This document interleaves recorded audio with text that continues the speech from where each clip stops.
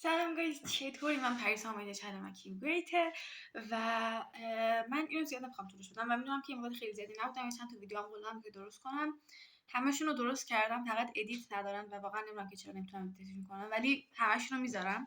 الان اومدم اینو خیلی سریع فقط ریکورد کنم که یه کاری رو میخوام شروع کنم و گفتم که اینجا توضیح بدم که هم بدون قضیهش چیه، همین که اگه دلتون خواست شما هم ادامهش بدین.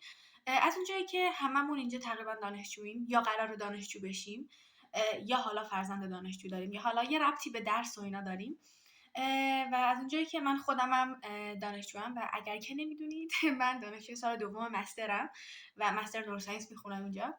بعد من در 2 ماه آینده 6 تا امتحان دارم که واقعا امتحانای سختی هن و باید همشون رو پاس کنم، برای اینکه حالا بعدش اینترنشیپ دارم میرم یه کشور دیگه و اینا.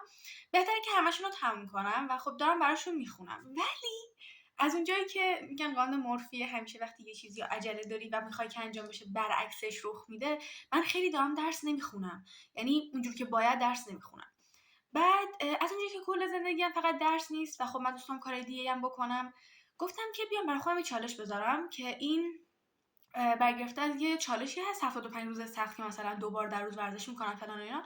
من اینو کردم متناسب با زندگی خودم، یعنی شد 57 روز سخت و اون تسکایی که باید انجام بدم متناسب با زندگی خودمه و من تو ادامه تسکایی که میخوام انجام بدم بهتون میگم و اینجوریه که من آخر هر شب میام و کل این قضیه رو به غیر از این ویدیو که پست میشه، کل این قضیه رو میخوام توی قسمت ویدیو شورت یوتیوب آپلود کنم.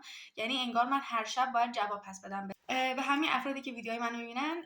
گزارش میدم که اون روز تسکا رو انجام دادم یا نه و خب طبیعتا باید همه رو انجام داده باشم که تو 57 روز هیچ کدومش نباید انجام نشه که من بتونم کلا این 57 روز سخت رو دووم بیارم. و تسکایی که من قراره انجام بدم اینه که هر روز 7:30 صبح قراره بیدار شم، مینیمم روزی 4 ساعت قراره درس بخونم و سعی کنم هر روز 5 دقیقه افزایشش بدم تا برسم به 6 ساعت.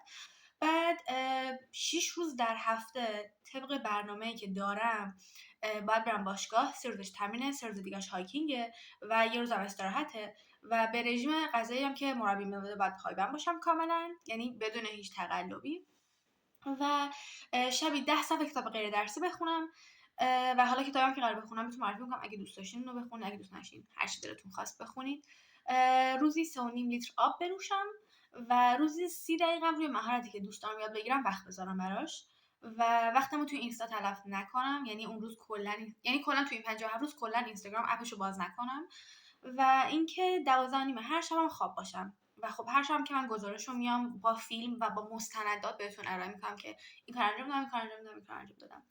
و من 57 روز اینا رو پست، یعنی 57 شب 57 تا ویدیو شورت براتون میذارم و همه رو میگم که انجام دادم یا نه و امیدوارم که بهتون موفق باشم و امتحانمون به خوبی پشت سر بذارم، با هم پشت سر بذاریم امتحانمو.